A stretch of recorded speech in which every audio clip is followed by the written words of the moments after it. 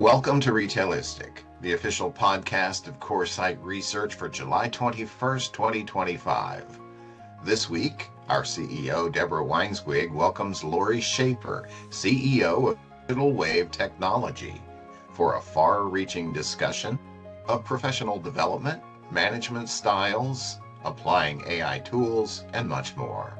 But first, let's check in with Isla Meldon from the London office to discover what you can expect from Coresight Research this week. Retail is evolving faster than ever, and your decisions need to stay one step ahead. At Coresight Research, we deliver the insights that help retail leaders, like you, make smarter moves in an unpredictable market. Here's what we're covering this week and why you can't afford to miss it. Consumers are heading into the new school year, and what they're planning to wear matters for your bottom line. In our latest report, we wrap up our Back to School 2025 series by diving deep into the apparel purchases shoppers plan to make this season. Find out which categories are seeing the most interest, what trends are shaping the back-to-school apparel mix, and how you can position your brand to capture share. At the start of 2025, we forecasted the key trends shaping retail in the US, China, and India, as well as major shifts in the US retail real estate landscape. How are those predictions holding up? Our mid-year reviews will help you recalibrate strategies by assessing where we got it right, where surprises emerged, and where the next 6 months may take us. With the latest US Census Bureau retail sales data now in, our team analyses the trends and reveals our predictions for July 2025 retail sales growth. Whether you're looking to benchmark your performance or set realistic expectations for the month ahead, our outlook gives you the data-driven clarity you need. By subscribing to Coresight Research, you'll get these reports and more delivered directly to your inbox every week. Join thousands of retail executives who rely on our actionable, forward-looking analysis to stay competitive. Thanks, Isla. Now let's welcome Deborah and Lori. Lori, thanks so much for joining us today. Deb, always a pleasure. Hope you're doing well. Thank you, you too. So I still remember, oh my gosh, it was at least a decade and a half ago, being on stage with you at NRF and just being so in awe at the way you thought about the industry, the way you were able to communicate what was happening and really resonate with the audience. If you go back in your career, what was it that got you to kind of that moment? And how did you know kind of your calling was to not only work in tech, but also, I think you've always led with education. And that's what's really unique about you. Well, thank you. So when you say what led me to it, I think, obviously everybody's a product of the way they're brought up, the way they're raised, the education they have, all those things come together. And I was always, I was raised in a Midwest, a traditional family of great values. I will very much love my parents to this day for everything they've taught me.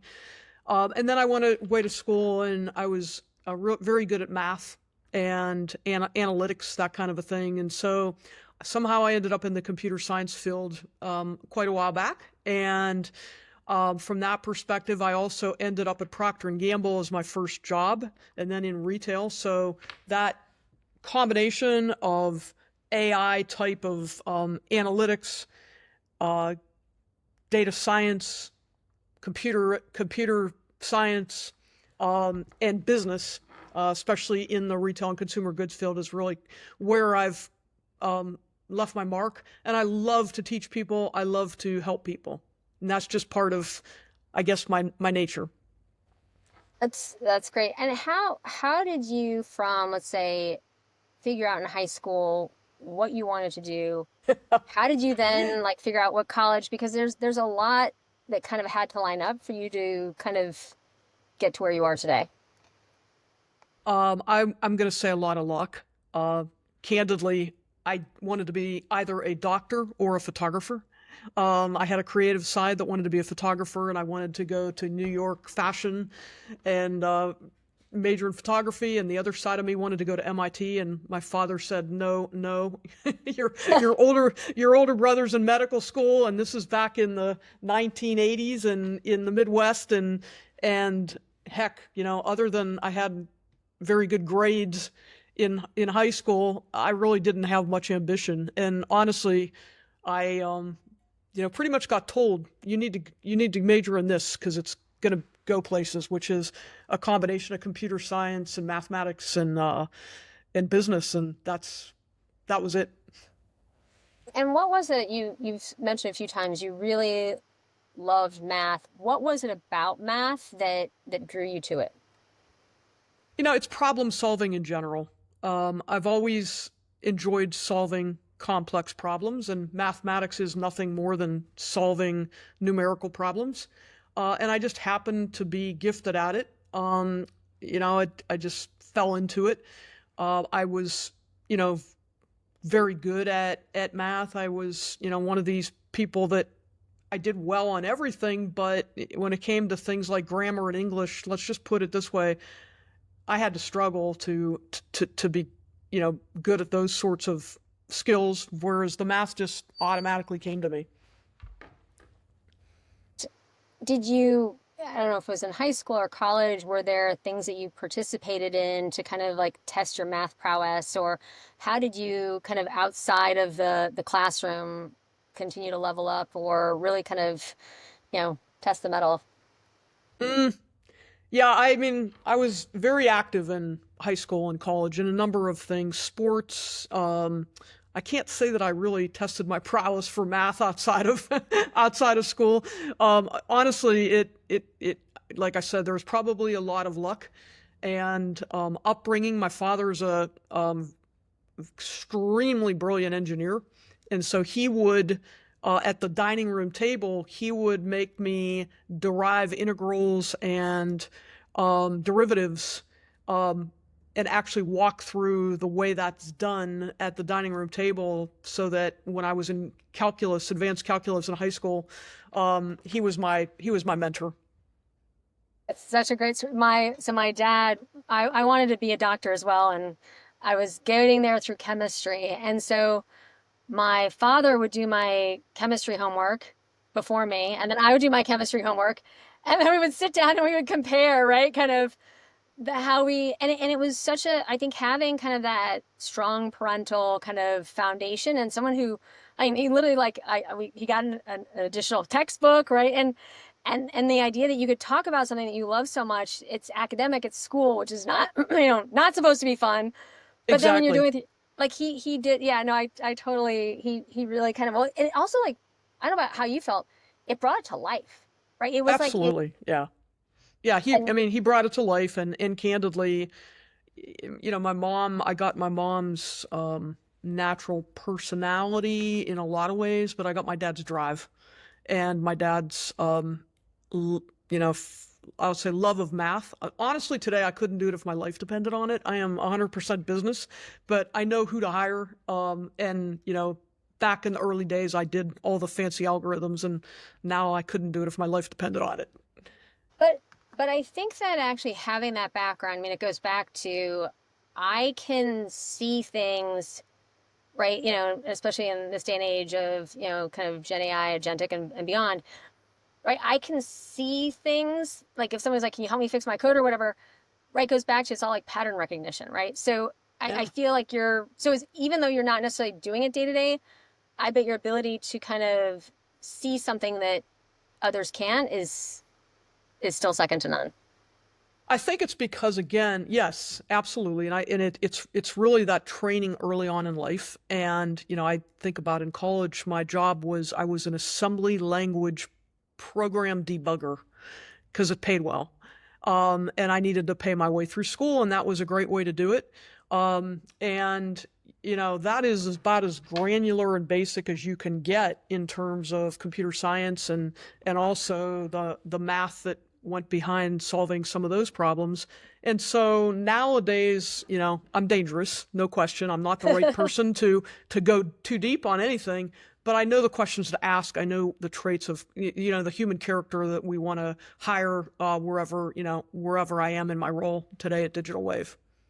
Goes back to those jobs, I think in high school or college, right? They define you. Yeah, I mean, when I was younger, I had like a paper route.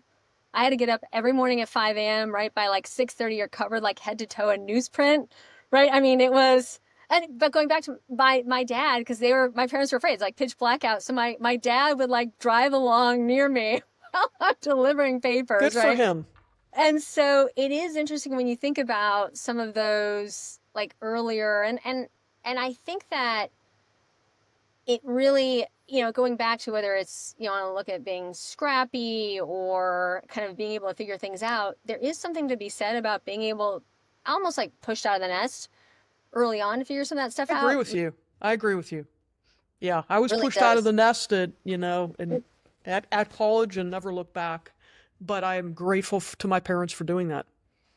So how did you, with your first kind of job after college, how did you decide kind of where to work? What did you hope to get out of it? And how did that kind of set you up for what was next in your career? Great question. So I have to admit, as a 21-year-old graduating from college and needing to make my way, I admittedly looked for, who's going to pay me the most? That's one of the factors I have to say I took into account. And I happened to be interviewed by a number of companies, one of them Procter & Gamble, who I had also interned with. And that I was, honestly kind of flying blind, and once again, my family said, "Oh, that's a great company. You can almost get an MBA by going to Procter & Gamble." Okay, I'll do that. And they needed data scientists way back then. And that's how I got my start. And obviously, at that point in time, dating myself, personal computers were just coming out, the dual floppy disks, that sort of thing. And the CEO of P&G picked me amongst 4 people to say, "Hey, these young kids are going to teach us how we need to work with retailers so that we can get more shelf space and more control of the categories." And that, long story short, that got me into retail. That got me into AI early on. And then I jumped into retail and technology, and the rest is history.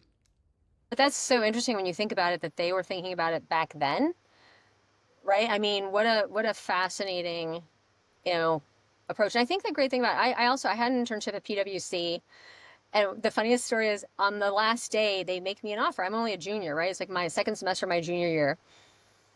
And so, right, I'm like, yes, I want the job. And I think they were like, right, the HR person was like, "We've never had anyone accept the job." And but I was like, there were only like 6 public accounting firms. I'd had a phenomenal experience. And so, I was like, yes. And so it was amazing because it allowed me my whole senior year, right, to either focus on studies. I took a big exam as well. But it was amazing how kind of having the internship set you up well for kind of post-college. That's right. One less thing. And you already knew the culture then a little bit as well. That's right. And so, I hadn't expected them to ask me to start. I had like a whole summer plan in Europe, and like I got a call. I'm like, "Mayo, can you start June 1st?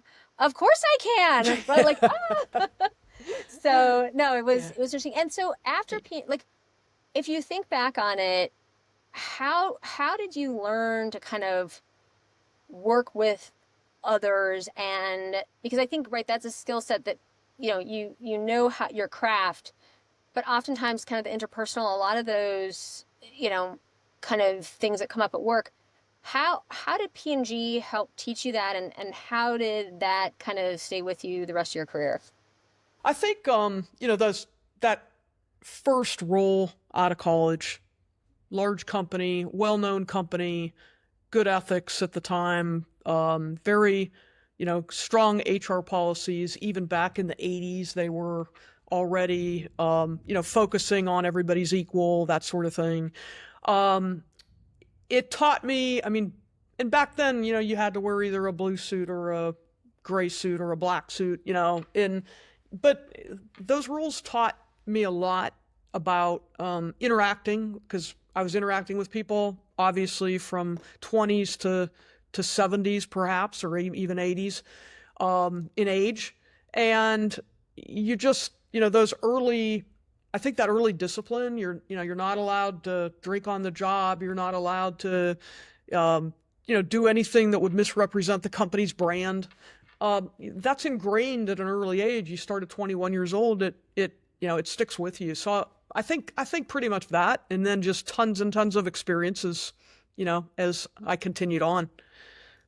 And did you end up doing any kind of post college, postgraduate work? How have you, because I feel like you're a lifelong learner. Yeah. What are more of the details around that? I'm intellectually curious. That was from the time I think I was old enough to remember, and I can remember at a very young age. But I just want to learn everything there is to know, and there's never a time in a day, and I've had to give up a lot of the perfectionism that I had when I was in grade school and high school and college. And gosh, it's okay if I'm not perfect. And in business, you learn to go 80-20 and not 99.999. But it's just intellectual curiosity. When generative AI first came out, I was the first one to say, okay, I'm going to put my entire company through the MIT course on generative AI, because that was a few years back, because we are going to have to know this.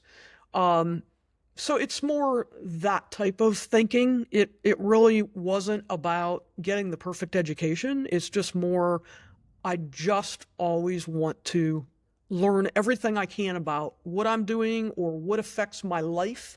I tend to read an enormous amount, and it's just part of my makeup.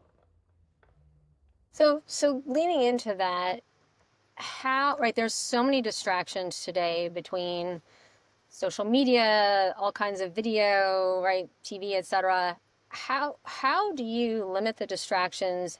How do you think about kind of managing your time? Because to me right now, it gets increasingly difficult by the day. It does. It does. It's incredible, the amount of distractions in a business day or in anybody's day. The phone's constantly ringing. You're expected. I think about in our company, there's Slack, there's Teams, there's text, there's email, there's WhatsApp.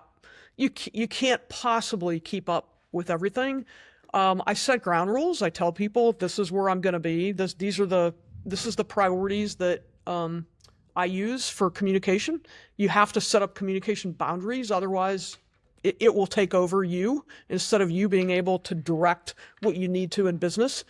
So I'm very clear about that with my team, i.e. I only check WhatsApp twice a day. I can't keep up with it. Great example, or Instagram, that sort of thing, LinkedIn, it's once a day in the morning. I do block a couple hours every day for my own personal time of learning in business and doing that sort of thing. But beyond that, it's really about you setting the priorities for yourself and your business, not the other way around, because it will take over if you're not careful. Yeah, I think there was some research done by a large tech company, and they were saying that, if there isn't some kind of movement or whatever on screen, like every 8 seconds, because we're so now hardwired for kind of like constant, right, engagement, so I think about that now, like even when I'm presenting, right, like I'll have like a video behind me or something, because I get it. I mean, I'll tell you, one of the things that I had done, and I was in China in 2019, and then coming back to the US, is, with spending so much time at home, I literally wiped out all kind of notifications, and I moved all kind of news into like a Gmail account. And so, because I was like, if it's all coming into my inbox, right, it's then I'm missing. Also too, you're starting, and right, I mean, in many cases you're like, oh, right, like it's all like, kind of clickbait. And so what I found was, right, like if I didn't do that, if I didn't separate, then some of the work emails I would either not get to, or you'd forget about, because you were like all on this, like, kind of like 12 levels down on some kind of clickbait. So absolutely. I'm laughing because as you're explaining this story, Deb, of what you did, I didn't do that. In the amount of time you've just talked, I've had 7 messages fly by on my screen. A personal message from my brother about my parents, a bunch of business messages, none of them, by the way, that couldn't wait. But it's those constant distractions that you have to be able to just say, okay, tune it out till later. Wait. Okay, that's important. Reprioritize. Yeah, but you have to be very quick. Yeah, I think the greatest challenge, and I think you nailed it, was right? You get messages in text, you actually get messages in LinkedIn. WhatsApp is increasingly used for business around the world, right? Like I'm on WeChat, then there's email, and then, if I get going back to, I moved all news to a Gmail. But then if I see something interesting, I'll forward it to the team. Now they're like responding to my Gmail, and I'm like, oh no.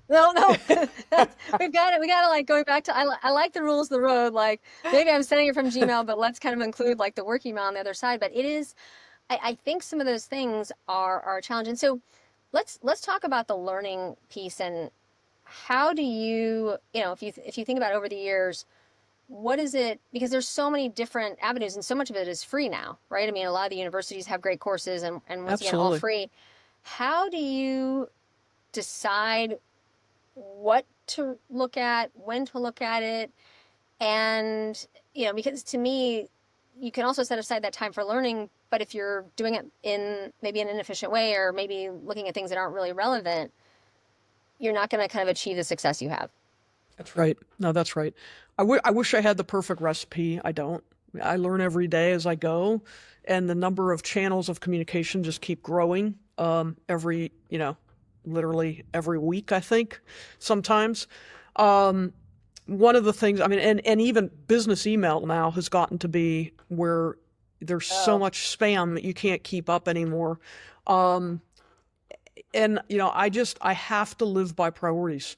Everything I do. And I have to be able to just go into my day first thing in the morning and say, okay, this, and this. And you know what? If nothing else gets accomplished, that's okay. And in terms of, at nighttime, sometimes late at night when I want to unwind, I unwind by getting on generative AI and asking questions that I don't understand about life or about health problems or what have you. But, during the day, I've got to just stay very focused on what are the most critical priorities that I need to do for our business today. And maybe do you have like a morning routine, right? Do you try and get up at the same time? What do you do when you wake up? Like, can you just walk us through like what, because I've always thought that the more that we can, I would just call it wash, rinse, repeat, the less decision fatigue, right? Because you can only, I think, and all only accomplish so much. Yeah. Yeah. So how do you start your day and how do you think about that? I try to start my day, and as an entrepreneur in technology, it never quite always comes out the way I wanted it to, but I try to start my day with about 30 minutes at the beginning of just thinking through the day. I'll be on the computer, I'll be looking at I'll be saying, okay, how many thousands of emails did I get, over the course of the last 24 hours that some I've read, some I haven't gotten to. And then I look at my calendar and I just think it's private time. I think through, okay, this is what I need to accomplish. No interruptions. And I usually get up early enough that I can do that. And then I just go. And I know, I mean, we've been friends for a long time. Yeah. I know that, physical fitness has always been really important to you.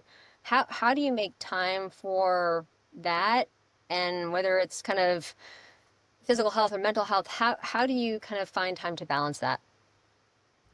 It gets, it's hard. I'm not perfect. I'm far from perfect. I love physical fitness. For a long time I ran marathons. I was a runner and a swimmer and, all that sort of thing. And then your career takes different paths, your life takes different paths. My parents became ill a few years back. I started a new company, and all of a sudden there wasn't enough time for that. And, honestly, fitness took a little bit of a backseat. It had to. But I've pulled it back again where it's pretty balanced. But you go through phases where sometimes you're on and sometimes you're not as on as you should be. But life is a learning journey all the way to the end, I believe. And I'm at a place now where I've realized, physical fitness is really important. And I may not be great at it, but I'll take a walk. I took a walk this morning, 5 mile walk, and did 3 calls on the walk, so because there's no time otherwise to get the physical fitness in. So, you just have to adapt to your own lifestyle and make sure that, you could fit everything in. It's funny because I love to be outside, I love to walk and run.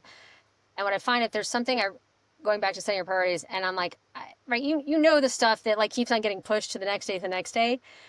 And so what I've started to do is like, I'll walk and do it, right? Like, Yeah. and, and I try to do it when it's not super dark out so I can like at least make sure, because I'll be on my phone. But I find that if I'm doing something that's hard or I really don't like or don't want to do, that I can do it better if I'm outside walking or I've tried it. Well, my gym won't allow you to do phone calls, or at least I've gotten yelled at a few times. Because, right, like you get excited, right? And you're loud, and like I get shushed. So I don't do that anymore. Actually, I probably don't go to the gym anymore or as much as As much, because of yeah. that. But I'm like, at a certain point, I'm not used to being shushed. So No, but Deb, you're an amazing individual. I'll tell you what. If I can have the focus and the pace that you keep, I'd be more of a person than I am today. But I have to give you credit for all that. You're amazing. It's just why we're having this conversation, because I've always thought that you've done such a great job of. I've never had you say something and not eventually do it. And there's very few people, and and sometimes we get there faster, we get there in a different way. It's shorter, sometimes it's longer, but I do think that's one of the and going back to like as a friend, right? Like you're someone like I know if you say something, I don't have to worry, right? It's going to happen, and that really I think from a work perspective as well, right? That says a lot. Absolutely. So as we kind of start to wind down, if you were to go back and change any of the major decisions that you had made, what would that be? Good question. Well, I'd change a lot of decisions, but my life's been pretty good, I have to admit. I would just say I was too serious in my upbringing. Sometimes I wish I would have enjoyed things a little bit more in high school and college. I was involved with everything, but deep down I was always trying to make sure, as I said, I have a streak of perfectionism. It's long gone now, but it took a long time to get to that point. And I guess that's the one thing I would change. I wouldn't change my upbringing. I wouldn't change my values. I wouldn't change the bad things in life that happened to me because they all taught me a lot. Yeah, I mean, I think it goes back to, I remember my father loved his job, and even when he wasn't working, he was working, and sometimes he'd be sitting right across the table from you, and I'm like, Dad, he's like, oh, I'm just figuring out this problem at work like I need to solve, right? And so I think that, I met somebody, and I was very, very fortunate to meet her. Actually, I met her at a Fortune Brainstorm Tech event, and I remember her telling me, right, like, I don't work to live, I live to work. She's like, because I love what I do, and like not apologetic, just kind of like that's. And I've always felt that about you, and I think that's our shared kind of, But there's right. It goes back to like, oh, I you learn this little thing, and it ends up having a huge impact on your business, or you spent all this time and went down this rabbit hole, and you probably learned something from that. But I think that this kind of constant excitement about the retail landscape, about where your company sits in that, about where your team sits, to me, that's so much of like who and what you are. Thank you. I definitely have two sides. I have the personal side and I have the business side, and sometimes they intersect. Most of the time I'm pretty good at keeping them separate, but there's no question that the personal side is who makes you as an individual. The values make you as an individual. I love people. I love teaching. I love caring for people. At the same time, as I said, I can't help it, but in my genes from the other side is the very, very driven person. So it's a combination of both. Last question. If you were to provide if you will, a few kind of critical pieces of advice to kids graduating now, right? And it's a challenging landscape. We've, the amount of kids I know who graduated in May who are still looking for roles, and of course many have amazing jobs. But what advice would you give them in terms of how to think about the environment, how to think about their career, and if they're still looking for something, what would you suggest that they do? A couple things. I think, things are a lot different now than certainly they were when I was in college, but a lot of things are still similar. First of all, definitely do what you love. I think that's important. I probably didn't get enough of that kind of thinking growing up, but it ended up fine. The other thing is, I do think that kids nowadays also need to, they need to find their way, and they need to make their way. That's a personal opinion, but I really believe that young people coming out of school, their parents do need to kind of push them off and let them swim, and without a life preserver. I know that might be controversial, but I really believe that's what builds character. That's what builds strength.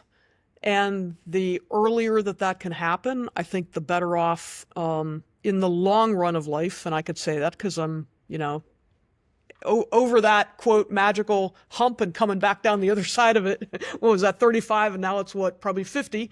But the point of it is that I really do believe, when I look at the types of people we hire in our company, you want people that are self-driven. You want self-motivation. You want all those characteristics, in an individual. And whether or not you make the most money at first doesn't matter. That doesn't matter at all. But what really does matter is your values, the way you come across to other people, the way you treat people.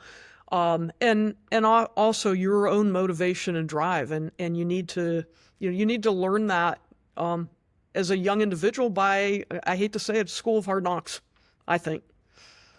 Yeah, no, I think those are some very wise words. And one of my very good friends said to me, he's like, whatever you do, don't let them come home.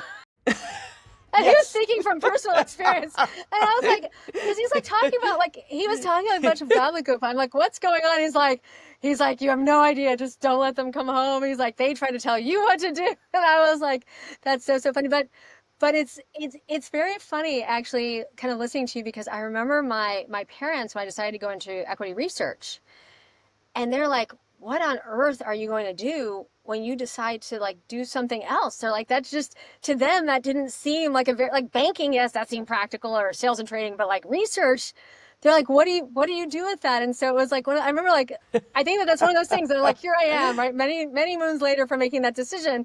And still some days I'll be like, okay, like, what am I going to do, like, after the research? So but you know what? You stand, and my parents did the same thing with me. It's like, you left Procter and Gamble? How could you leave Procter and Gamble and you went to some startup company? Are you crazy? But, you learn to stand on your own 2 feet. And as long as you're true to yourself, from that standpoint, you're gonna be just fine. And again, also, thankfully, I had great parents who taught me to stand on my own 2 feet.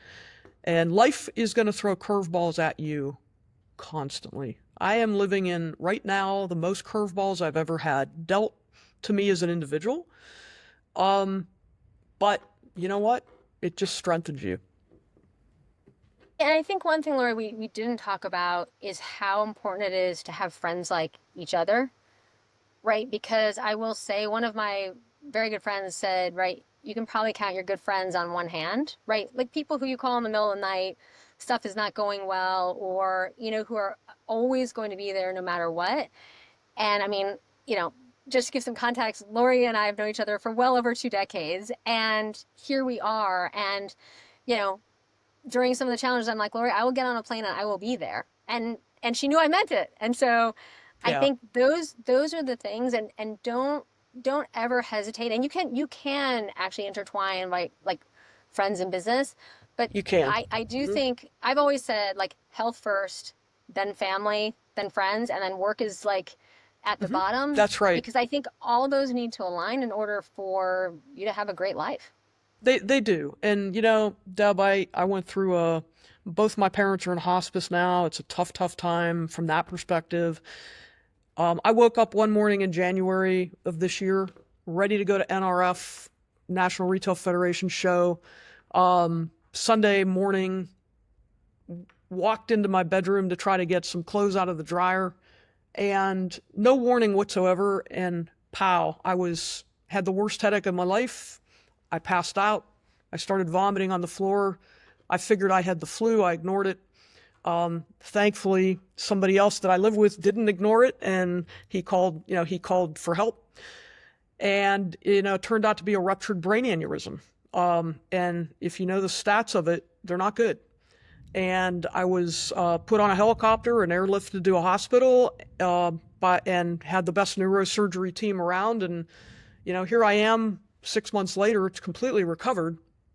But it does put things in perspective when you have you have that type of experience. And you were one of the few people while I was in the hospital in ICU for weeks that was saying, I'll come down, I'll do whatever you need. And that just meant a lot. So I'm grateful for that.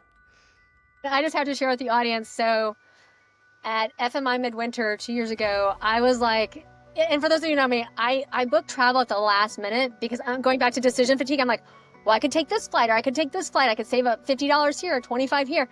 So now I just book everything really last minute because it takes a lot of the decisions out. Like I'm like, it makes total sense, except you can't always do that. And I had nowhere to stay. And Lori's like, you can stay with me. And she's like, I'm like across the street in an Airbnb. And so I stayed on like, the sleeper sofa. I mean, I can sleep pretty much anywhere. And it goes back to, right, like when you're faced, and there will be challenges. They can be personal, they can be professional, they can be, both. But, it goes back to like having those friends.